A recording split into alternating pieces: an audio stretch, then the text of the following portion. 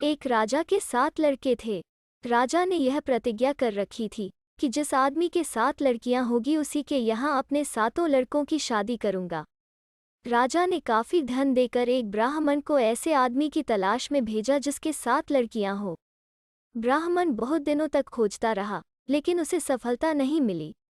ब्राह्मण के पास का सारा धन भी खत्म होने को आया। अब उसके पास केवल 1 टका बचा था। एक दिन ब्राह्मण एक बाग में पहुंचा।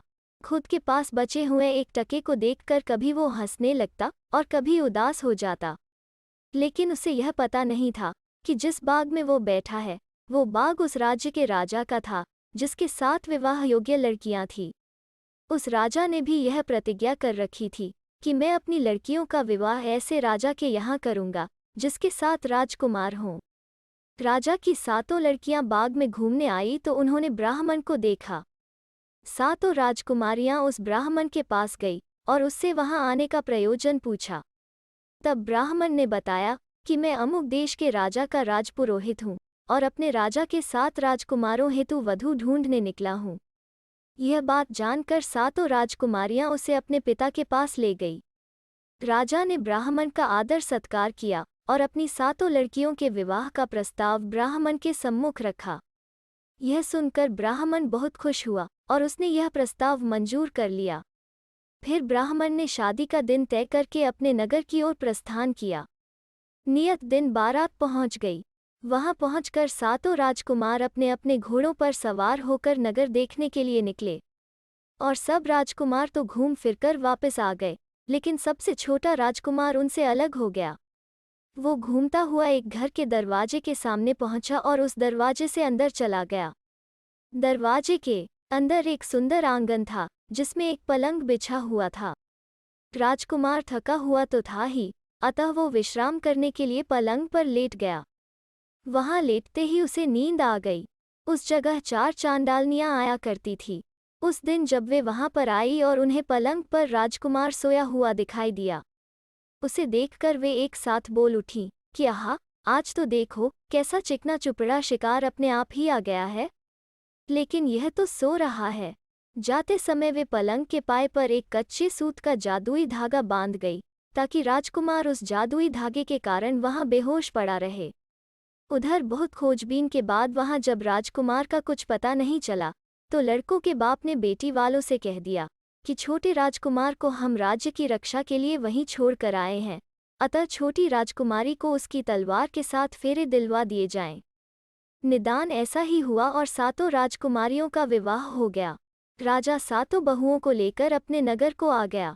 घर आकर भी जब छोटी बहू ने अपने पति को वहां नहीं देखा, तो उसने सही बात का पता लगाया और वो पीहर जाने के बहाने कुछ आदमियों को साथ लेकर वहां से निकल पड़ी। कुछ दूर जाकर उसने साथी अनुचरों को विदा कर दिया और स्वयं मर्दाना वेश बनाकर वहां से अकेली ही आगे बढ़ी। खोजते खोजते वो उसी चौबारे पर पहुंच गई। वहां उसने अपने पति को कंकन डोरे बांधे सोया देखा। उसका शरीर बहुत कृश हो गया था, क्योंकि चांडालनियां उसे खाने के लिए सुखा रही थी। वे चारों अपने नियत समय पर आती, उसके साथ चौंसे खेलती और जाते समय उसे फिर बेसुध करके वहीं लिटा जाती। खाने के लिए वे उसे कुछ नहीं देती। राजकुमारी अपने पति के पलंग पर बैठी तो उसका हाथ लगने से जादू का धागा टूट गया और राजकुमार उठ बैठा। आज उसने पहली बार किसी दूसरे आदमी को अपने सामने बैठा पाया। राजकुमार ने अपनी सारी कथा उसे कह सुनाई। आगंतुक ने कहा कि मैं एक साहूकार का बेटा हूँ और इसी नगर में अपना व्यापार करता हूँ। आज से हम दोनों मित्र हैं और मैं तुम्हें यहाँ से छुटकारा दिलाने का भरसक प्रयत्न करूँगा। आगंतुक चला गया और राजकुमार वहीं लेटा रहा। अब साहूकार का बेटा वहां नित्य आता और राजकुमार को बैया खाना खिला जाता। राजकुमार अब हष्ट-पुष्ट होने लगा। तब एक दिन चांडालनियों ने विचार किया कि यहाँ तो कोई बाहरी व्यक्ति आता है, हम तो इसे खाने के लिए सुखा रही हैं और यह दिन प्रतिदिन मोटा होता जा रहा है। यह सोचकर वे उसे समुद्र के पार ले गई और उसे एक महल के सुरक्षित बुर्ज पर बैठा दिया। उधर साहूकार का लड़का जब खाना लेकर पहुंचा तो उसे राजकुमार वहां नहीं मिला।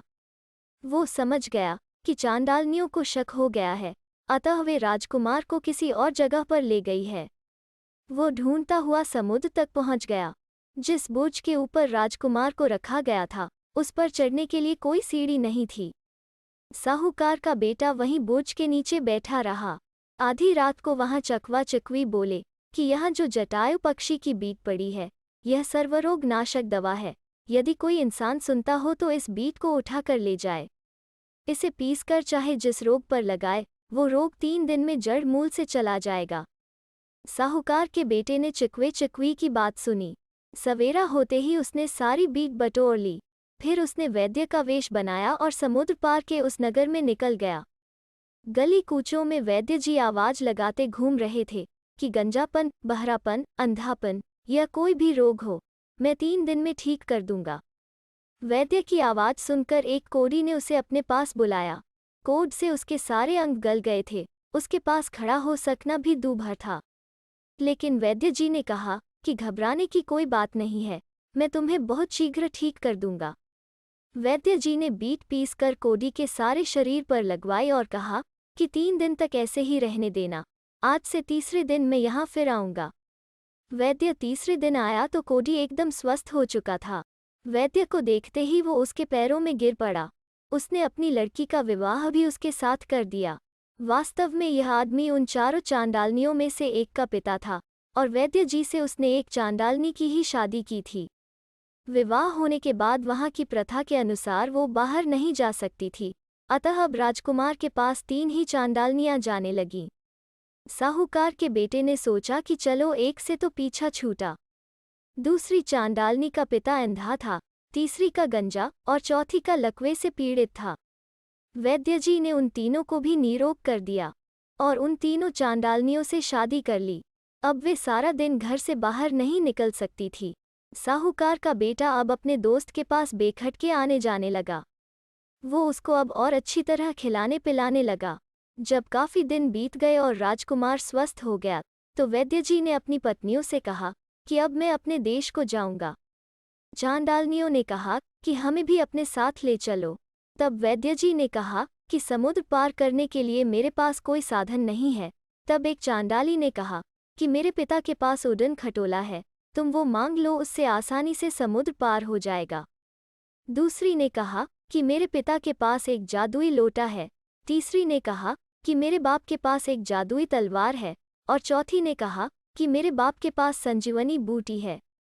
वैद्य जी ने चारों चीजें हथिया ली और अपनी पत्नियों से कहा कि मेरे साथ मेरा एक मित्र है, वो तुम्हें उड़न खटोले में नहीं बैठने देगा। इसलिए यदि तुम मेरे साथ चलना चाहती हो तो उड़न खटोले के पाए पकड़ लेना। चारों ने अपने पति की आज्ञा मान ली।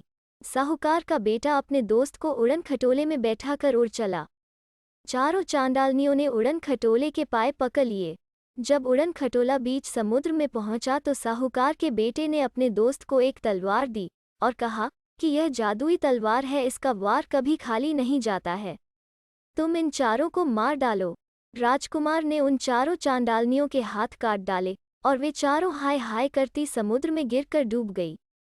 राजकुमार अपने घर आ गया। चारों ओर आनंद उत्सव होने लगे। आज्ञा पाकर साहूकार का बेटा अपने महल में चला गया और उसने राजकुमार की पत्नी का अपना असली वेश बना लिया। जब राजकुमार महल में आया तो उसे सारा रहस्य ज्ञात हुआ, तो उसके आनंद की सीमा न रही।